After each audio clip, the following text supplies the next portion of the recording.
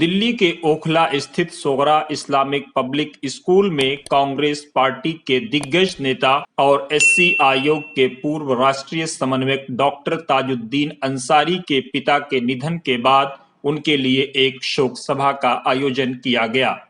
इस अवसर पर कांग्रेस पार्टी के दिग्गज नेता डॉक्टर अंसारी ने जहां डायलिसिस के मरीजों के लिए फ्री में अस्पताल बनाने की बात कही, वहीं बच्चों ने तिलावत कलामुल्लाह के जरिए से इसाले सवाब किया। साथ ही नाते नबी का तराना भी गुनगुनाया गया। आइए देखते हैं ये रिपोर्ट।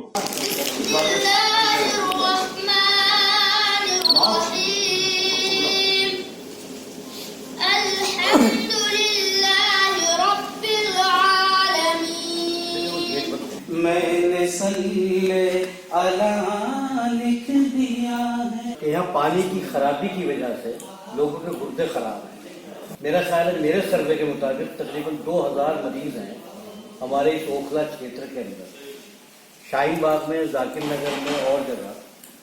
तो मैं क्योंकि भेजता रहता हूँ, कभी ऑल इंडिया मेडिकल में, कभी RMS में, तो मुझे मालूम है। तो 2000 रुपये हफ्ते का खर्चा उनका बेचारों का प्राइवेट में आता है डायलिसिस का। तो 8000 रुपये महीना वो खर्च कर नहीं सकते। तो हमने सब भाइयों ने मिलकर एक फैसला किया कि इंशाअल्लाह यहाँ एक अस्पताल हम कायम करने जा रहे हैं।